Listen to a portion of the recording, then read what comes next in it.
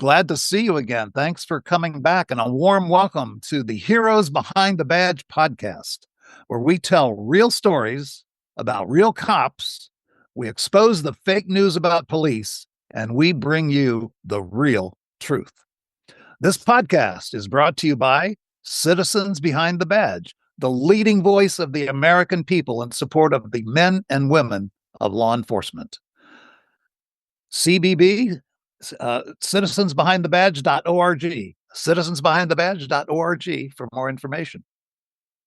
I'm Dennis Collins. I'm your host. I'm one of the founding board members of Citizens Behind the Badge. I'm joined today by my colleagues, Bill Erfurth and Craig Floyd. Bill Erfurth is also a founding board member of Citizens Behind the Badge. He's a retired Miami-Dade police lieutenant with 26 years of decorated service. And Craig Floyd is our founder, our president, and the CEO of Citizens Behind the Badge. You probably know Craig more about his role as the founding CEO emeritus of the National Law Enforcement Officers Memorial. So today, Craig and Bill will be talking to our very special guest. We try to bring, again, the real heroes behind the badge to this program, and we have one today. You know, heroes come in all different shapes and sizes. And today, our hero, his name is David Berez. And David, to this very day, is still earning his badge every day. David's a husband, a father, a public servant. He retired more than 20 years ago with the East Windsor, New Jersey Police Department. He has a total of 34 years in emergency services. He did volunteer EMS work. He served as the coordinator for the Office of Emergency Management in his community. He's lived a life of service. He is a true public servant. After retirement, he decided to take another path. One of the things he has done, which a lot of people aspire to, but very few people ever complete, is a book. A Resilient Life, a Cop's Journey in Pursuit of Purpose. This all springs from his lifelong desire to help other people, okay? He has formed a company that he works, he is the president of the company. He is a Master Resiliency Trainer, a certified Master Resiliency Trainer. He is also has earned his master's degree from the University of Pennsylvania in applied positive psychology. Throughout his career, he's received many awards and accolades. He's a highly decorated public servant. But I think the most interesting thing about David is his vulnerability, his transparency, his willingness to tell difficult personal stories about his journey and his career in law enforcement. And I think one of the most staggering statistics, and I don't want to forget to mention this, he, since 2022, has been a member of the Citizens Behind the Badge Law Enforcement Advisory Council. We respect his opinion on so many things, particularly on the hidden mental health issues that are occurring today in law enforcement. So, David, I welcome you. Glad to have you. Thanks for taking time. This issue that we're going to discuss today is kind of mysterious. It's kind of unspoken. It's kind of hidden. Okay. And being a law enforcement parent and someone who's gone through some of the difficulties that you have gone through and more, I have a particular personal interest in what you're talking about because it is almost an epidemic. I read some stats, I think, in your book that shocked me. Police officers are more likely to die by suicide than a line of duty death. You know, the line of duty deaths are hyped. They're memorialized as they should be in the media, but death by suicide is kind of a secret. It's kind of a stigma. And when I learned this floored me. law enforcement officers are 54% more likely than the general population to die by suicide. That's correct. That floored me. That's crazy. So let's start off today with a question. As a subject matter expert in this, what the hell is going on? I mean, this shouldn't be. What's going on, David?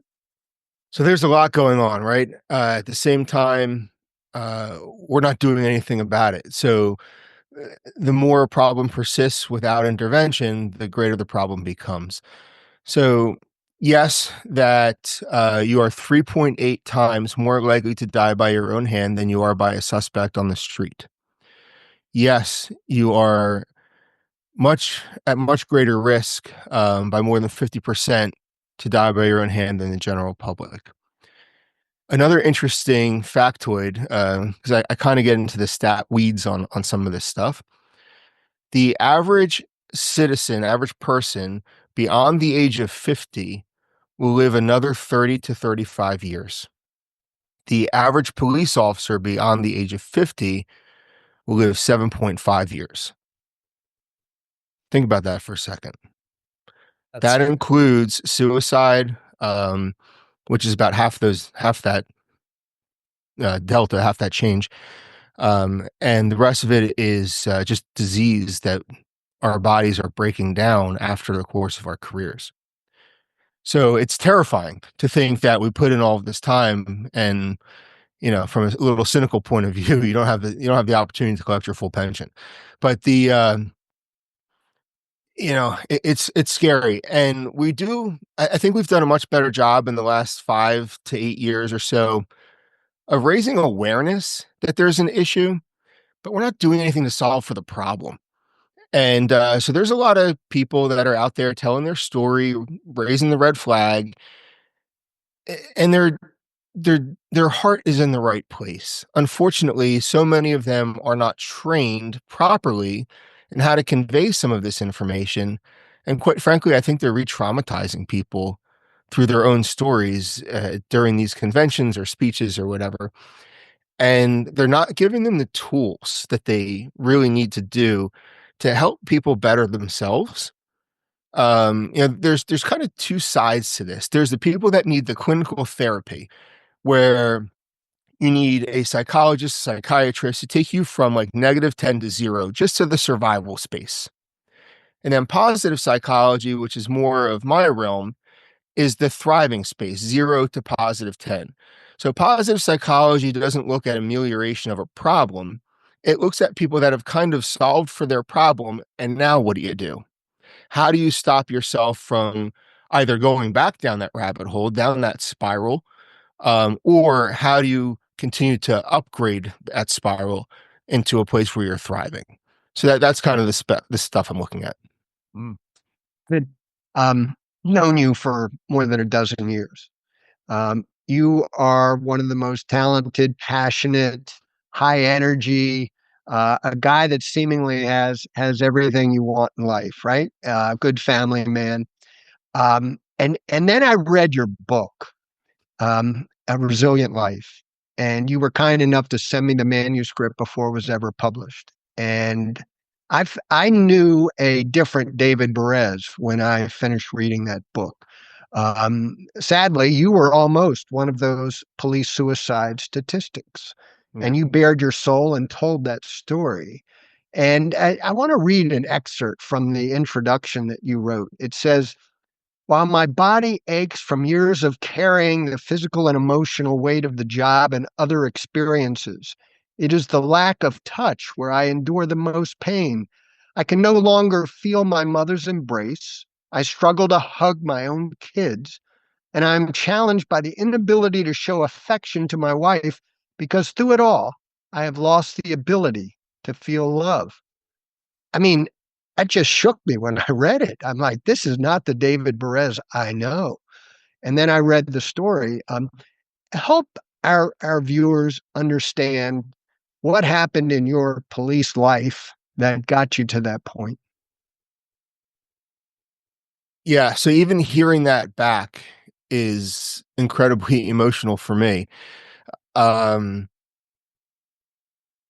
a lot changes in your brain. You don't exit the job the same person you entered as. And there's a scientific term called neuroplasticity. And what that entails is your brain changes over time based on the experiences that it has and its ability to learn um, where you are at in the moment. And through habit formation, it adapts and overcomes to give you a new normal over and over and over again. And your new normal when you get onto the job is just who you are, who you were raised to be. Most of us start, in our early 20s. Some people as young as 18, which is insane to me because you're still a child. And your most formative years as a young adult become through the traumas that you see and deal with and manage and are exposed to over the course of your career. And for me, my biggest event of the initial part of my career was 9/11. And I was a 9/11 rescuer. That's a whole nother story we can go into, but it kind of really shaped how I thought and how I processed things and how I saw the world. And I truly, from an early stage of my career, recognized what real evil looks like. And you begin to disassociate from everyday normal, quote unquote, normal life. And you begin to believe that the real evil that you're always confronted with is normal. And that just changes who you are. It changes your perception of things. And for me, it took the love out of my heart. I loved the job, but you know what? That's an intangible. That job's never going to love you back. The people you work with are your buddies. Great. They'll be there in the worst of moments if you need them, but they're not the ones they're going home to. They're never going to love you back.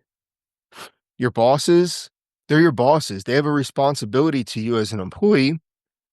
And maybe you have some really good leaders that care for you, but they will never love you back. And through all of that, I forgot and I lost the ability to love. And when I came home, I was just not an affectionate person anymore. I didn't know how to hug my kids and mean it. I didn't know how to have a, a loving relationship with my wife. It was very functional. And yeah, it was really, that was the hardest part for me when I realized I was going through that. And you don't recognize it right away, right? Like those things change slowly over time until I don't know that I really realized it until I retired what I had left behind from when I started. So I want to And jump in real quick yeah, and just say, cop to cop, I can completely relate to what you're just saying. And one little antidote about this is I remember as a young cop and you'd be around the old guys, the old school people, and you'd look at them and be like, wow, why is that guy so hateful and cynical? Yep. Everything sucks. Everything is terrible. And I would say to myself, I will never be that. That will never be me. And then lo and behold, it was you. it becomes me. Yeah. And it's shocking how cold-hearted you become. Yeah. And on the other side of your career, when you're ready to leave, you've now spent 20, 25, 30, 35 years in this neuroplastic change of your brain towards the worse, right? And it doesn't change the day you retire. It's going to take years to unwind that. It just as long as it took you to get screwed up, it could take you that long to get unscrewed up. And there's a great book out there, with all due respect to language, called "Unfuck Yourself," and it's not specifically about police work, but it's a great way to understand how your brain works when things go sideways on you for an extended period of time, and then how to recover from those in hopefully a shorter period of time, but it can be a 1-to-1 ratio. David, you said to me once, and I'll never forget it, when we were talking about Derek Chauvin, who was the cop that was convicted of the death of George Floyd. And you said it had nothing to do with racism. It had all to do with the fact that this was an unfeeling cop who had lost the sense of empathy for a fellow human being because of the job and the career that he had. Talk to me a little bit about that. Yeah, so I think it's important just to caveat that by saying we need to separate out the media narrative from what's practical and objective in that story. And it's always a shame and sucks when somebody dies. But you kind of have to separate out the emotion from the pragmatic approach of how you look at it. And yeah, Derek Chauvin, technique aside on what he used, and there's some debate in that too. There's some debate whether the technique was actually used, depending on what camera angles you look at. But yeah, when you look in that dude's eyes, he was vacant. There was like a complete "we're open" sign here, and nobody's home. The depth in his eyes was creepy to me. And looking back at some of his disciplinary history, there was some major red flag warnings there. And he was a full on lack of compassion, lack of empathy, burned out guy. He had seen too much, he had done too much, and he no longer had a soul. And that doesn't make him evil. That doesn't make him a bad man. It just makes him somebody that's no longer fit for that job and somebody that needs real clinical support, because I mean, my man was in bad way. And I think that's what ultimately caused the death of the suspect, was Chauvin's mental health crisis. I just don't think he had it together enough to be able to do the job effectively anymore. He should have been out a long time ago. You know, you mentioned, I think in the book, and I think I've talked to you about this before, that the average law enforcement officer experiences 20 traumatic events per month doing their job. The average civilian, maybe experiences 5 really traumatic events in their whole life. Okay. Is that part of what you're talking about with Chauvin, perhaps? Yeah. So the numbers there, just so we have them straight, are the average citizen is 4 to 6 traumatic events in their lifetime. The average police officer will have approximately 20 per year, and 400 to 600 within their career. So yes, that accumulation of traumatic events that you're exposed to absolutely goes to your mind state. And it goes beyond your mind state. It's how your body reacts to things. Even if his mind was, and I know this sounds like excuses, but it's not, it's an explanation. Even if his mind is telling him this is not right, let's say when the suspect passes out or the suspect loses consciousness, the average person would say, okay, let's recalibrate and let's move on to a different tactic or technique here, support this guy's health, and life, and we're still going to accomplish our goal. He may have been thinking that. I can't say if he was or wasn't. Nobody can be in his head, right? But his body was locked up. His brain and his body were disconnected. And there's a great book by Bessel van der Kolk called The Body Keeps the Score.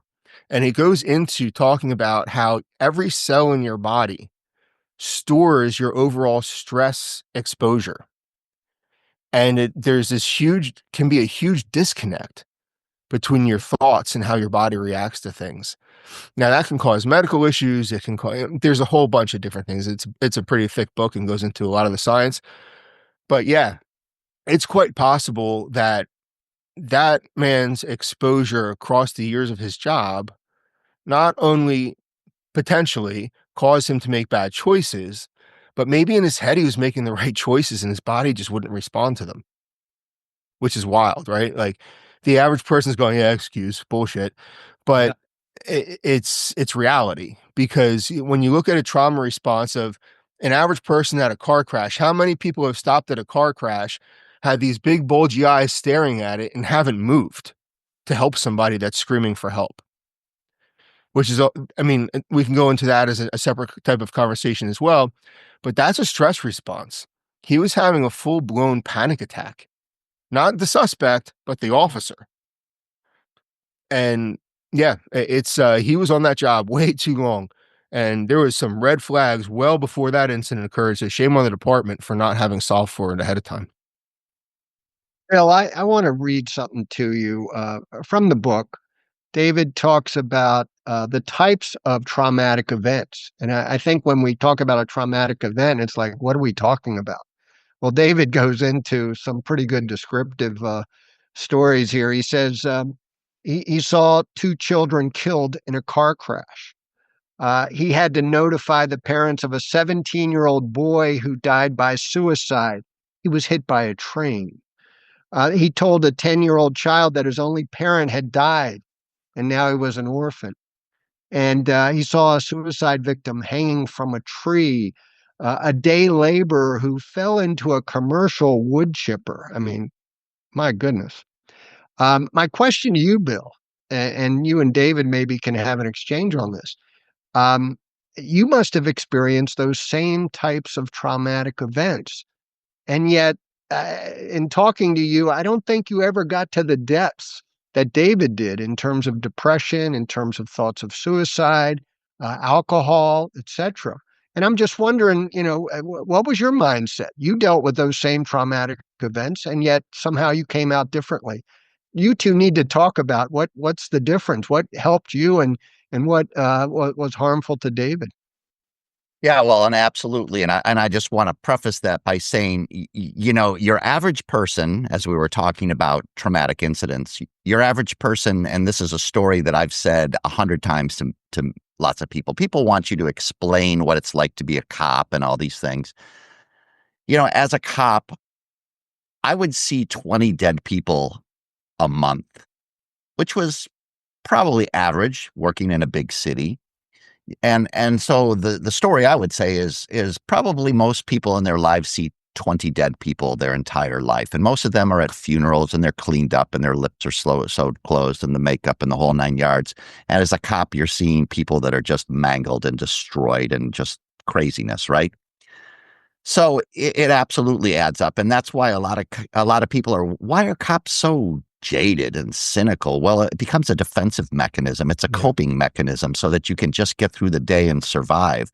And I did get to a point in my career, and everyone wants to go and see the train wreck. Everyone wants to see the gore and the craziness, right? That's why people go to the movies. That's why you got the rubberneckers on the highways.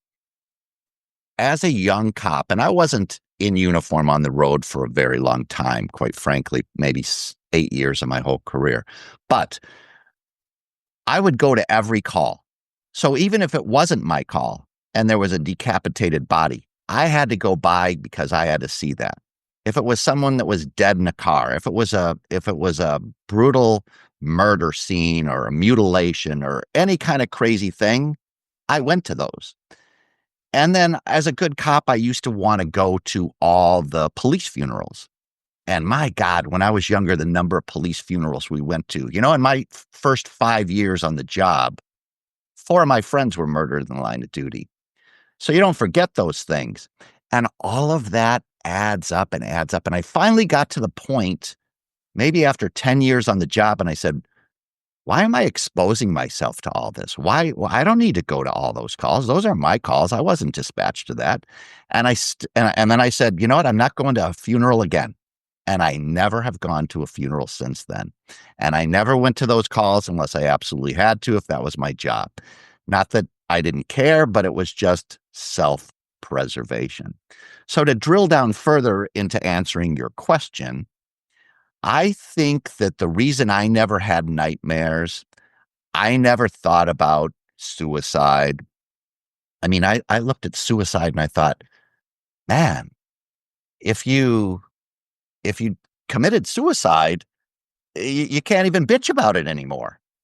kind of thing.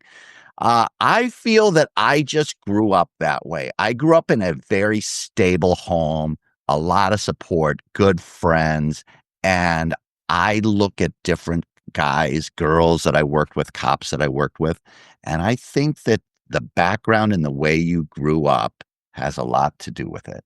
Yeah, I would agree with that. And don't you David, say you talked something about about that that. in your book? Yeah. Yeah.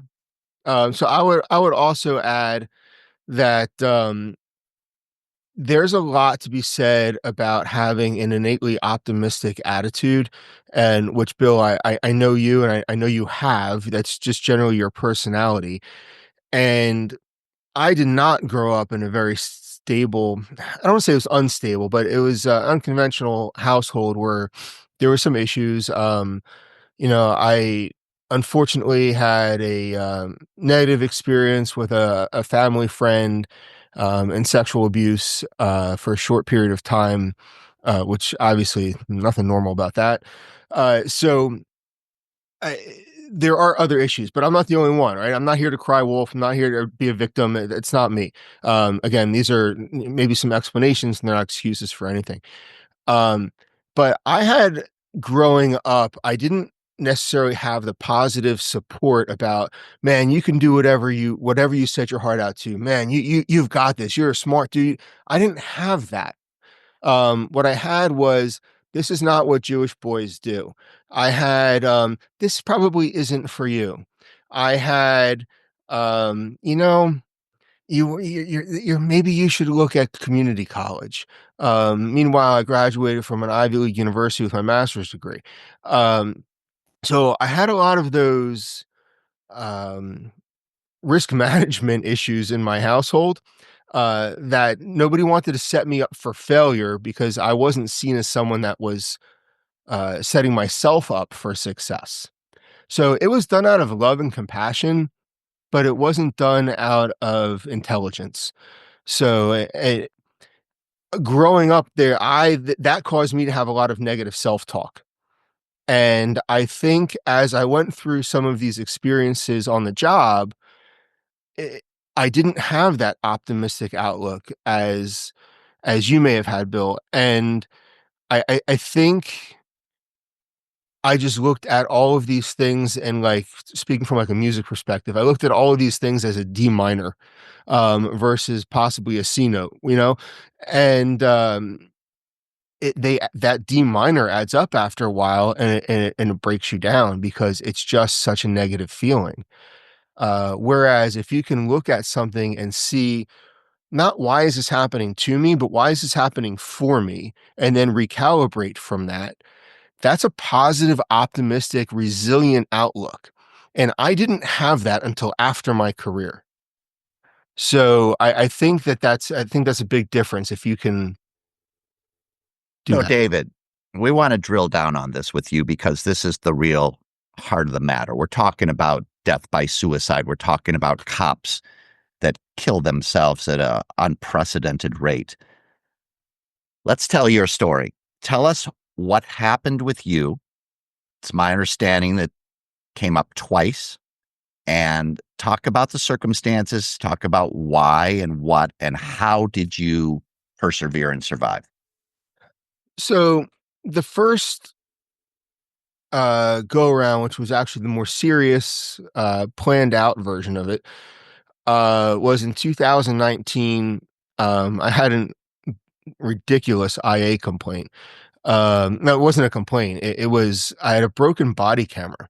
That literally, it's junk equipment. It broke. Uh, and I was leaving for vacation that day. My immediate supervisor was like, "Yeah, don't worry about it. Just we'll figure it out when you get back after your vacation." I was like, "You sure? I should probably write this up now." He's like, "Nah, seriously, don't worry about it." I get back from the 10-day vacation, and I was like, "Hey man, we gotta write up that body camera." He goes, "For what?" Well, remember the last shift, it broke. He goes, "You're just telling me this now?" I'm like, "Gotcha. I see the game we're about to start playing. Cool. Got it. On board." And clearly he was coached because he's not smart enough to come up with this plan on his own. And So I wrote the report, and I got it back and said, we need more detail about all of these different things. Meanwhile, the details were like crap and shit that I'm not going to remember 2 weeks later at that point. And so I was like, could have been this, but it could have been this. Could have been this, but it could have been this. And they're like, no, you got to pick one. Well, if I picked the wrong one, now I'm lying, right? So they were trying to set me up for failure. And I wasn't going to play that game. And so then in their minds, I became insubordinate as a result of the internal affairs investigation. And long story short, I ended up getting 16 days suspension for a broken body camera that, by the way, it wasn't even the camera. It was the casing of the camera. Nothing happened to the camera. The camera worked. The funny part is that the stories going around the station about why I broke it were hysterical. Did he have sex with the mayor? Did he do this? Did he do that? Like the countless accounts of what David could have done to purposely whatever.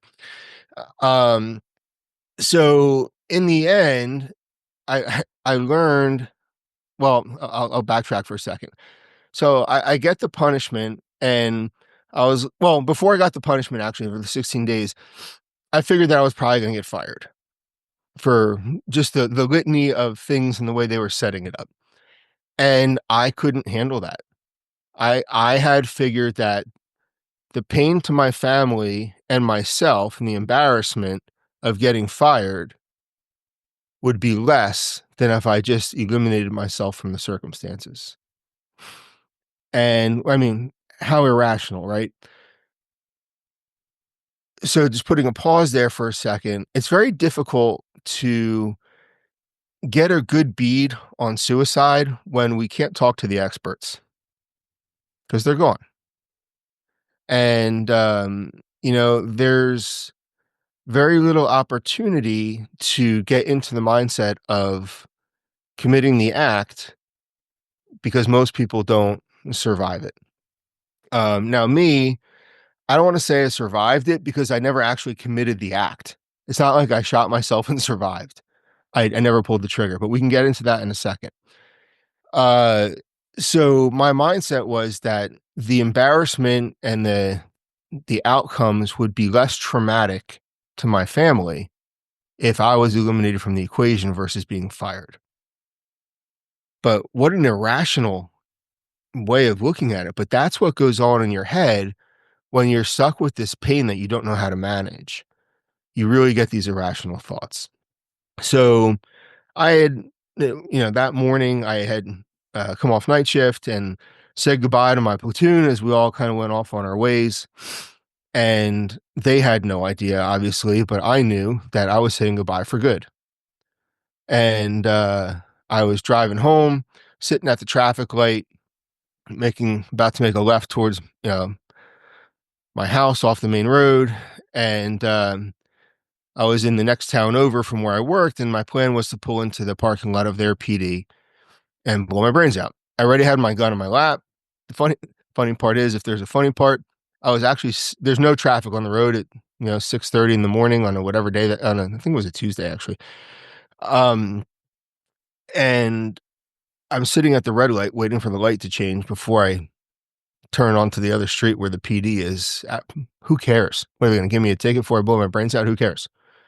Like just completely irrational shit.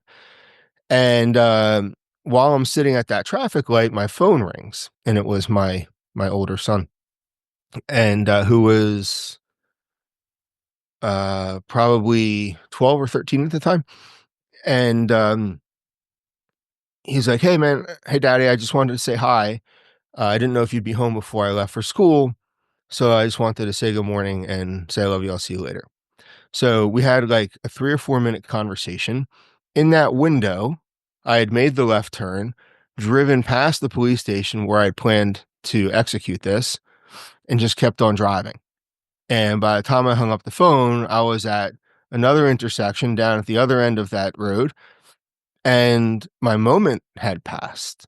And I don't know why I didn't just pull into another parking lot, but like there was this window that mysteriously he caught me in. and I drove through that window with him on the phone. And I got home like nothing ever happened. It was a typical morning, sent the kids off to school, and my wife went off to work. And I lied in bed, opened the window, sun shining in, air coming in. And I never felt so alive and at peace in my life. Ever And share that with your wife, by the way? the first time she heard that story is when she read the book. And what about your Yeah. son? He has not read the book, and I have not shared the story yet with him. How old is he now? 17. That would be interesting to see how he relates and understands and feels about that whole situation. Yeah, I agree. You know, it's one of those things where you always say it's just not the right time, maybe later. Yeah. And later, you know, there later is not on the calendar ever. So it's Well, you know, as Yeah. as your kid probably looks at you as his father, his mentor, his rock, somebody he looks up to, and then to share that story of vulnerability of that side of you that maybe he never thought of Yeah. is interesting. But the dynamic of him then knowing that it was him that Yeah, saved you is very powerful. it is. And as vulnerable as I am, and I appreciate, you know, even in the intro to all of our conversation today that was mentioned, I haven't had the strength yet to have that conversation with him.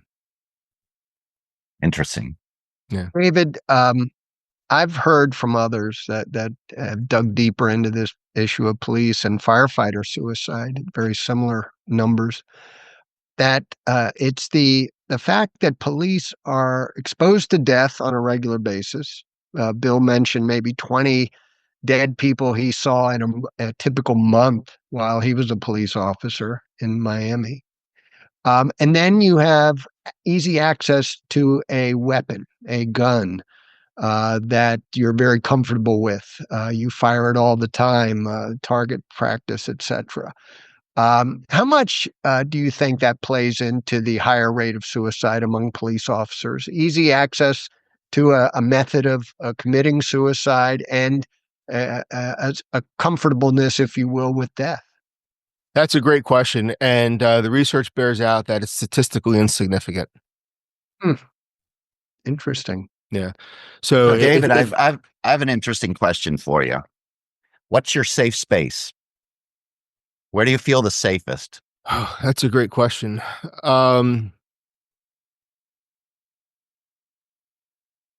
Now, in this moment, or in this point in my life, in my wife's arms. Gotcha. So I'm going to further this along. I've got two safe spaces. It's kind of interesting because after all the death, destruction, and despair that you experience as a cop over the years, you know the shadows that lurk behind. You know how evil lurks everywhere. I don't go pretty much anywhere without a gun. Yeah. I don't even feel safe in my own home like I would agree felt with that. I actually before. feel most vulnerable in my own home. Yeah, because who knows who might come to Yeah. kill you, that you put in prison or whatever it might Yep. be, right? Agreed. My one safe space, my number one safe space, is the couch on my family's home where I grew up as a kid before I knew the evils of the world. Oh, And when interesting. I go back there, I can sit there and all of a sudden I feel this leave my body and just feel a complete and total sense of peace. I have that other sensation when I'm in the mountains. Me But too. otherwise, I'm always still on alert for the evil that lies around the corner. Yeah, that's 100% relatable to me. So I think the question for me is actually better in reverse. It's where do I not feel safe? Because I can feel pretty safe outside of the area where I worked, outside of my home. Like we have a second home up in Western Massachusetts in the mountains. Up there, I don't think about cop shit at all. You know, I'm hiking, I'm kayaking, I'm skiing. Like cop shit is just like completely the last thing on my mind. because I'm out with nature and like just I feel untouchable. Um, but yeah, my home is actually here in where I live in New Jersey. Is I feel most vulnerable when I drive through the town that I worked in, which is about 15-20 minutes away from my home. For one reason or another, I don't get back there much, but I have, an eye doctor that's there. I have, whatever. Um, I get this sense of unease. I get that the hypervigilance like goes through the roof again, and I'm immediately back into cop mode, and it doesn't feel good. It And doesn't isn't feel that good at all. interesting? Isn't that interesting though? Because when you go back to where you worked and you drive down a street and you look at every corner and you say, I remember the dead body there. Yeah, I remember the person that set themselves on fire there. I remember where that person was killed and decapitated. You could go through blocks and blocks of neighborhoods 100%. where you worked and you remember some traumatic thing that happened, some child, baby that died there. And it's just, But I will also add, Bill, I also can say I delivered a baby at that household. you can. I I did saved that CPR person. and saved somebody's life at that household. I Yeah. remember how grateful this woman was when I showed up at her door. And I try to go back to those moments more, and but it has to be done with intention because our minds naturally spin to the negative. Well, and there is, Um, and throughout your career, correct, mostly things are negative. correct, Nobody calls 911 to celebrate a birthday. They call correct, 911 because they just flushed their infant down the toilet, right? So correct. it's so full of death, destruction, and despair. Yes. Those few little nuggets of saving somebody's life or really making an influence on somebody changing their life it's a 100%. big difference. Yeah. And so I do it with intention because otherwise I will drive myself nuts every time I go through town. And I see both, but I try to remember the ones that are positive, especially at this point, having been through the PEN program, having been through the Master Resiliency Trainer program. I recognize what's healthy for me. And I make a very conscious, deliberate effort to focus on the positives. So, David, let's Okay. jump into your other incident in the interest of time, and then we'll jump back to Craig. I know he's got some other things. Yeah, so the second moment in time is a little less dramatic on my end, but so post uh, COVID, so I retired January 1st of 2020, and then if you do the math on that, I missed COVID and I missed all the civil unrest, which by the way was very challenging for me when everybody's busting their ass and shoulder to shoulder in these riots, and I'm sitting on my couch listening to the scanner. Was not a good place for me to be. I needed to be in that fight. And I still had it in me. I almost went back, but my wife was like, "You can go back, but we won't be here when you come home." Uh, um, so it was a challenge, and I found some solace in being able to leave six packs on people's porches for when they got home after maybe a 36-hour shift during the riots and stuff. So for some geography context for the listeners, I live one town outside of Trenton where there was a lot of civil unrest related to the Chauvin and Floyd case. And it was, I felt useless. I felt a lack of purpose. I felt disconnected in a way I'd never felt disconnected before. And I found myself on this downward spiral. Barbara Fredrickson, the research psychologist, has this downward and upward spiral that is associated with her broaden and build theory. And I felt myself on that downward spiral. I didn't know how to catch myself, and I didn't know how to send myself back up the other way. And I just felt myself slipping and slipping and slipping back into this deep, dark place that I recognized where I knew I'd been there before. And just before I think I was in at most risk for being another statistic, sadly, my buddy Danny, who's a detective sergeant at Trenton PD, on July 29th had taken his own life. And a very dramatic story, but it was what it was. And at that point, we had, I think, 6 or 7 in New Jersey in a very short period of time. Danny was the straw that broke my back. And I knew that, but not for him, it probably would have been me in the coming days and weeks. And I needed to do something about it. And that was what my turning point was. So Danny was not only a good friend, our kids are friends. Danny was a police unity tour guy. That broke my heart. And it left a void in me that I still struggle to talk about till today. So I know Craig's got a number of questions too. It's crazy. I knew people when I was working that committed suicide. I never understood it. Yeah. There was one female that was on my squad and she committed suicide. I didn't know her well, but she laid out her entire uniform from her hat all the way down to her shoes on her bed, like perfectly. And we never talked about that stuff. It was very taboo. Police suicide was taboo. You weren't supposed Sadly, to it deal still with is. it. And it still is. And it's going to be interesting to get into why and some of the statistics and how do we go about preventing that. Craig, I'm going to throw it over to you. I think it's a good segue. I mean, we've talked about all the struggles that David has faced, that you face, Bill, that every officer has to deal with. And I want to leave this interview on a more positive note because, Agreed. as David said, he was down in a very dark place, and then somehow he pulled himself out of it. And today he is a leading expert on officer resiliency.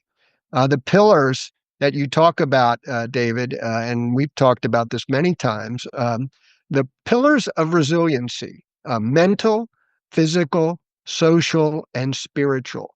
And what I'd like you to do to maybe, as we conclude this interview, talk to the officers that are viewing this podcast and tell them what they can do to help themselves better cope with the amazing stresses of a police officer's job.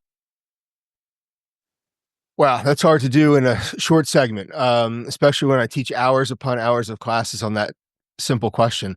But so let me go back to the PERMA theory. PERMA, I think is a great place to start.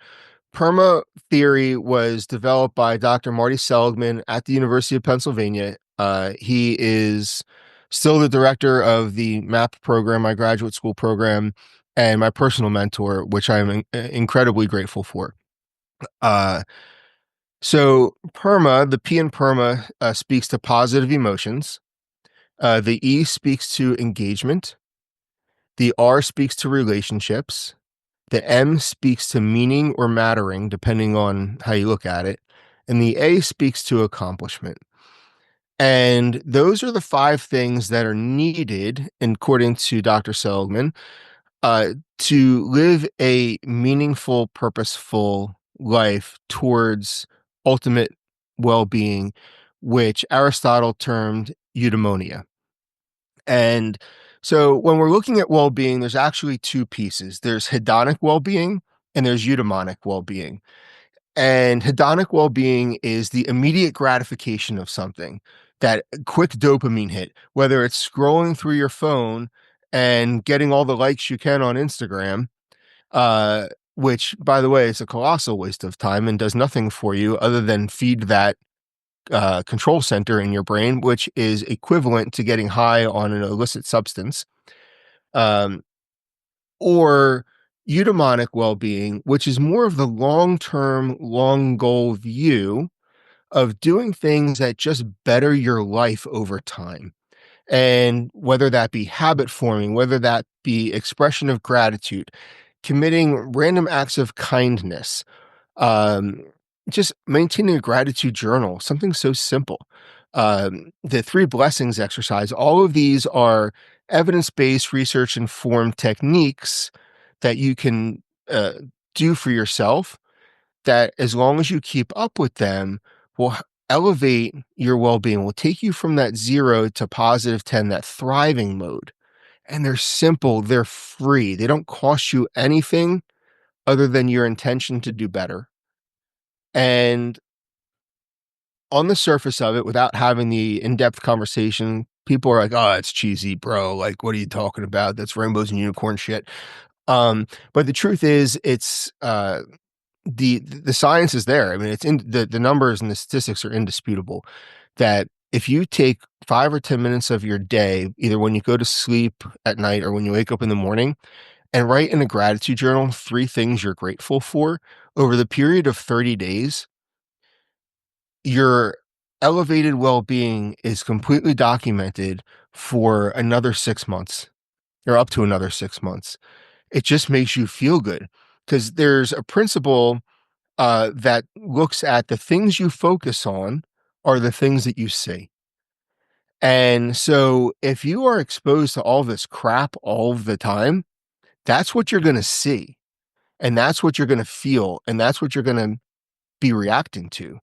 Now, if you can take a few minutes of your day and write down these things that you're grateful for, over time, those are the things you're going to see. And I'm not talking about, oh, I'm grateful for my family. Oh, I'm grateful for my church. Like those, we call that vanilla. Be specific in what you're grateful for, because your body, your mind will start to see with purpose, with intention, those greater things in your life. And you're more likely subconsciously to hold the door for somebody when you're walking into a store. You're more likely to put your cart back in the cart line instead of just leaving it in the parking lot. Just random acts of kindness will automatically develop over time because you're grateful for the little things in life, in the big things too. So that's what I would suggest to officers up front. Simple, small tasks, free of charge. They don't cost you anything but your consciousness to do the little things that make you happy. And I'm not talking about scrolling through your phone. I'm not talking about an extra Red Bull. Those are hedonic responses. Those are immediate gratifications. They, over time, is what your brain will look for, those dopamine hits. That is not going to get you to a greater well-being. It will actually destroy your well-being over time if you don't mix it with the eudaimonic responses of greater long-term look. You know, I don't know one if thing that I want to answers your say, question, but one thing that I want to say, before Craig jumps back in is, it has evolved a little bit from being super taboo from when I started on the job, right? I'm kind of a dinosaur now, I guess. But back then, it was very taboo. Today, and even when I was on our department, we had a bureau. It was called Psych Services Bureau. And we had full-time psychologist doctors on staff. And I know tons of people went and talked to them and went to see them. And I do believe that that's becoming more prevalent throughout I agree. law enforcement, especially bigger agencies that can have that kind of budget and staff and bring those people on. And I think overall in society, people are more open to going and speaking to somebody, where before, and especially in the law enforcement circles, everybody, it's all about that machismo. I'm a tough guy kind of thing. I can put up with it. I can see anything, tolerate anything. But everybody has their tipping point. So to be able to now go and feel more comfortable seeing and talking to somebody, that's truly evolved. And I think Craig had alluded to that before, and we had talked about that on our own before as well. There's some great programs out there. New Jersey was the first state in the country to enact a statewide resiliency program, which is currently in a new evolution. We'll see where that shakes out. Louisville, Kentucky has an entire wellness center that was. It came out of a consent decree, which is also another conversation, but that was a good part of that consent decree, was that this wellness center developed out of it. LA County Sheriff's Department has some amazing trainings going on in this space. Like there's some great agencies doing some great work. Addison, Illinois does a lot of the resiliency training. And it is catching on. But getting rid of the stigma has certainly been a challenge.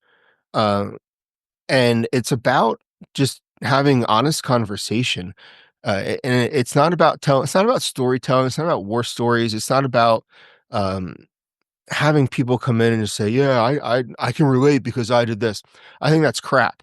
You have to have people come in that can not only relate, but that can give you tools to walk away with. What's the takeaway from this conversation we're having? How can I do better as a result of our conversation? And I think it has to be a conversation. Putting somebody up on a podium with a PowerPoint deck, useless. Absolutely useless. You have to have somebody come into the room, be part of the crowd, walk through the aisles, have conversations with people. That creates the breakdown for vulnerability to happen. So standing up on a podium with PowerPoint slides is a waste of everybody's time and money. But if you can create those conversations in the classroom, priceless. Hey, David, in the interest of time, I'm sure we could spend hours with you. This has been fascinating to hear your personal story. In the interest of time, I'll ask you a question. Would you be willing to come back and go deeper into this at some point? 100%. Great. Because I liked what you were just saying about the different programs that are springing up. And, I am very interested because I, as you, am a student of this. And I am of the belief that as the leadership goes, so goes the rest of the team. And if, 100%. if law enforcement leadership doesn't get on this train, it's leaving the station. Okay. Yeah. And it's not going to get any better. And it's a big pet peeve with me. And I have some personal stories to tell as well. But I want to hear more of your stories if you would be kind enough to come back. And that's what we did in New Jersey. We hit up the State Chiefs of Police Association. We did 2 chief peer classes so far, maybe 3 at this point. And they're like, "Wow, this stuff's awesome." And then that has flowed downhill. So, Right. but I know Craig's got a question. He's been jumping out of his shirt for the last 3 minutes. Jumping. Okay. He I don't doesn't want know. to respect our timeline. No, I'm not. I'm just fascinated. And maybe it's my posture that you're thinking of. But let me close by saying this, that when I was CEO of the National Law Enforcement Officers Memorial Fund, we had a program called Destination Zero.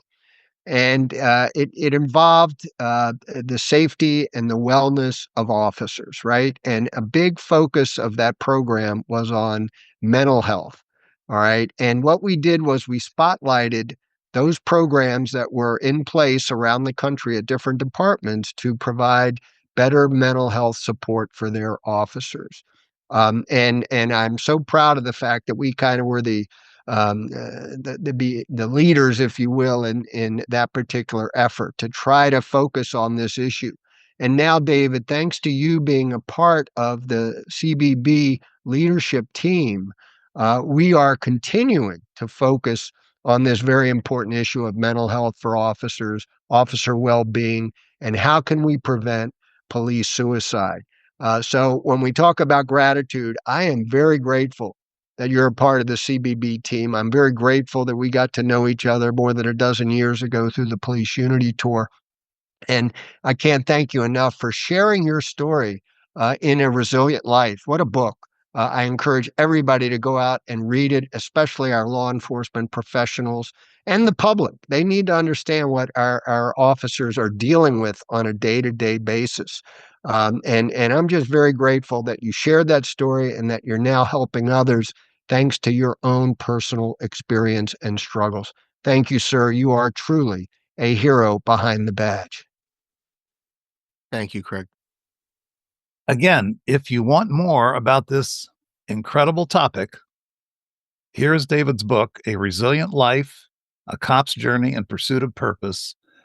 If you liked what you heard today, you need to get online right now and buy this book because it goes deeper and tells more of David's story. So, David, your story, what can I say?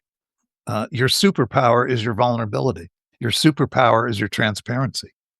And, that's something that's sometimes missing in law enforcement. We don't always get that. But your story is not only inspiring, not just to law enforcement, but to people, to human beings. And more important, it's instructive. It's instructive because you have the knowledge, you have the experience, and you've blended the experiences you've had with the knowledge you've gained as a trained, certified facilitator and a master's degree facilitator in two very important topics that law enforcement needs to pay attention to. So again, thank you for sharing at such a deep level.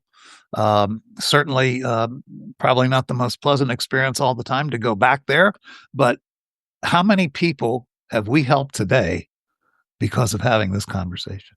That's what I think of. So Always again, the goal. and you are one of the best I've ever heard. I'm jealous because I wish I had studied with Marty Seligman.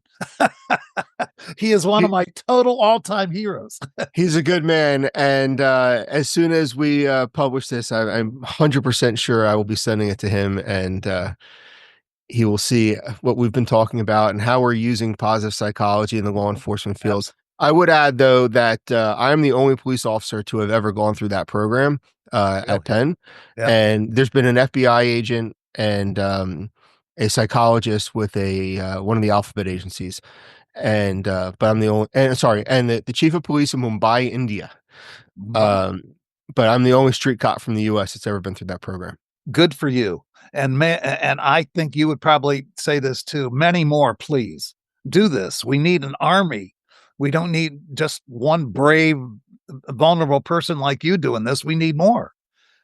And hopefully we got that message across today. And tell Marty I said hi. I will. That's how I'm going to call him right after we're done. Absolutely. Folks, we're going to have to end this wonderful episode of Heroes Behind the Badge. We thank you for tuning in. Once again, our guest was David Berez. Again, I can only recommend one more time A Resilient Life, A Cop's Journey in Pursuit of Purpose. This will tell you all you need to know about David and his personal story. So until next time, if you would like more information about Citizens Behind the Badge, that's who brings you these podcasts. If you'd like to know more, you can find us at citizensbehindthebadge.org. That's citizensbehindthebadge.org. Please join us and the hundreds of thousands of people who have already stepped up to support the men and women of law enforcement. Until next episode, thanks for tuning in. We'll see you next time at Heroes Behind the Badge.